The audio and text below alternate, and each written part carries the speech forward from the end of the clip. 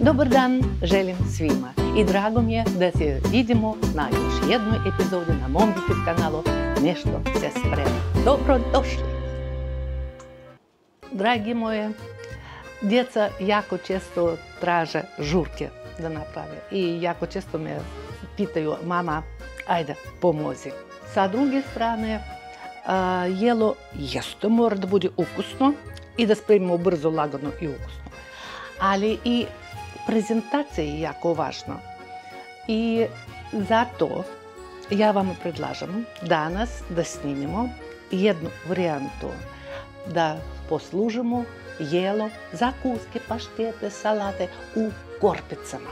Kao recimo evo što sam danas spremila. A meni će biti drago da podijelim sa vama recept iz Francuske kulinarske akademije za ovakve korpice. Prosejat ću negdje 200 grama brašna. Sad ćemo da prosejemo to. Nešto nisam baš zadovoljna sa kvalitetom brašna u posljednje vrijeme. Obavezno treba prosejati. U brašno, u suvu osnovu dodajem evo toliko šećera. 1 čajna kašičica šećera. Isto tako 1 kašičica soli i 2 supine kašike gustina. I sve u suvoj osnovi, sve treba lijepo da promiješamo. Sad je vrijeme da uvedemo maslac u suvu osnovu. Da bi nama bilo lakše da radimo, umočimo maslac u mješavinu brašna i skroba. I sad ćemo da narendamo na krupnu rendu. S vremena na vrijeme ovako da promiješamo maslac u brašnu. Sljedeći korak je da napravimo sitnu mrvicu od našeg tijesta. Sitno, kao pesak. Sad je vrijeme da uvedemo 1 jaja. I da bi nama bilo lakše da radimo dalje sa tijestom, ja ću jaje da umutim. I dodajem u jaja 1-2 supine kašike vode. Hladne vode, molim vas lijepo. I ide naše jaje u tijesto. I da zamjesimo tijesto. Ovo nije kiselo tijesto, ovdje nema kvasca. Odnosno, mi ne moramo da umjesimo baš glatko tijesto. Samo da nam se pokupi sve to u jednu lopticu, kuglicu. Mjesili smo tijesto samo 2, ne više od 3 minuta i ono ne mora, ne bi trebalo da bude glatko kao kiselo tijesto. Zato što u toku pečenja neće biti nama ukusno, ono će biti kao glinasto. A kad ovako strukturu, teksturu ima tijesto, onda najbolje. I sad ovo tijesto mi ćemo lijepo da pokrijemo i sad ćemo da pošaljemo naše tijesto u frižider.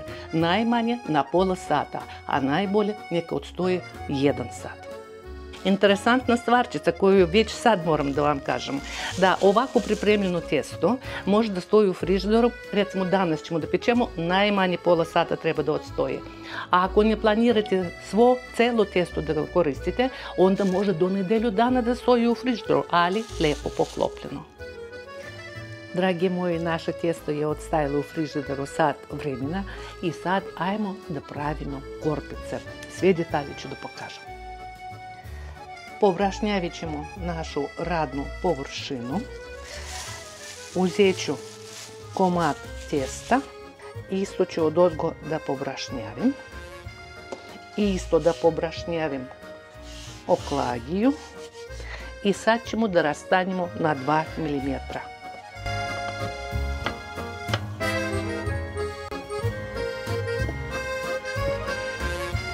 S vremena na vrijeme moramo da okrenimo ovako malko tijesto naše.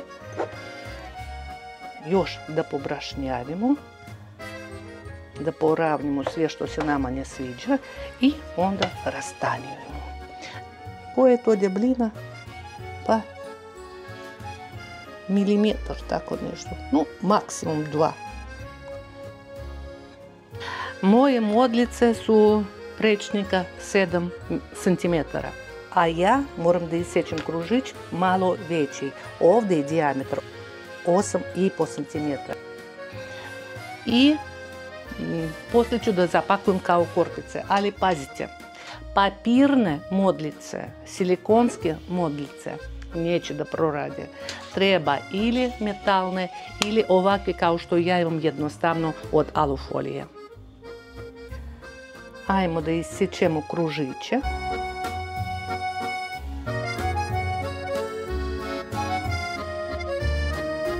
I sad ću foliju, modlicu, ni sa čime ja ne premazujem. U suvu foliju ide testo. I ovako stavljamo na sredinicu i lijepo da poravnimo po modlici.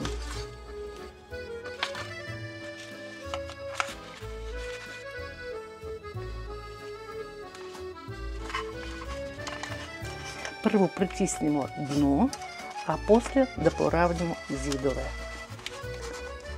I vidite kako lijepo kružić staje u modlicu. I sad ću vam da pokažem još dva trika koje nikako ne smijemo da preskačemo. Prvo, zapakovane modlice, korpice, da probodimo viljuškom po dnu. Drugo, pripremljene modlice, korpice, idu u frižider na sat vremena. I u ovaj korak nikako ne smijemo da preskačemo, zato što ako budemo preskočili, oni će da sednu, oni će da plivaju na dole i neće biti ništa od korpica.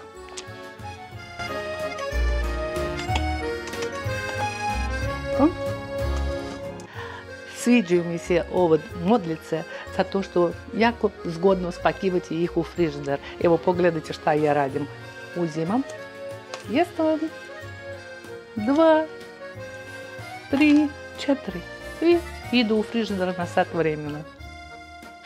Naše korpice su, pripremljene korpice, su odstajali u frižideru sat vremena i sad idu na pečenje. Moja rerna je razgrejena na 200 stepeni. Vama će biti dovoljno možda i 190 stepeni. Ali po vremenu gledajte od 16 do 19 minuta. Zašto takvi razmak? Zato što neko voli rešpečeno, neko voli samo da porumeni, a neko voli samo tek pečeno. Onda vi birajte.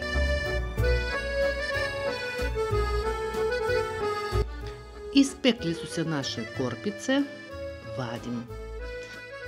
I da dam njima da se prohlade do sobne temperature. I poslije da vadimo iz modlica. I vidite kako lako, lagano se vade iz korpica, iz modlica. Vidite kako i dno se ispeklo, vidite kako lijepo. Iz ove količine testa vi ćete dobiti, zavisno od toga kako vi rastanjujete testo, od 28 do 32 korpice. A svu gramažu, hronometražu i sve ostale mjerenja vi pogledajte u opisu ispod videa. Fil za vaše korpice može da bude po vašem izboru. Mada ovo su ne slatke korpice i ja ih obično koristim za zakuske, paštete, salate i tako dalje. Evo primjera radi, ja hoću da vam pokažem, imam pod rukom rusku salatu i zašto ne bismo stavili rusku salatu. Tako, još malo ćemo da dodamo. Eto, eto vam zalogajčić je gotov. I znate zašto ja volim ove korpice? Neće oni da razmeknu, omeknu, zato što vi ste ih napunili sa nekim sočnim zakuskama. A ovako pripremljene korpice, zapakovane u lijepo pokrivenu posudu, mogu da stoje do nedelju dana u frižideru ili do mjesec dana u zamrzivaču. Tako da izdvojili ste vrijeme, napravili ste korpice, ispakovali ste ih da li na nedelju dana u frižideru ili mjesec dana u zamrzivaču po vašem izboru. A stvarno može tako da se čuva. svratite kod mene na kanal i pogledajte i nježnu salatu od liknje, i gruzijsku pileću salatu, i gruzijsku salatu od krastavca, paradajza i oraha. Biće vam odlično i vi ćete da napunite sa različitim filovima vaše korpice. Odlično će biti, garantujem.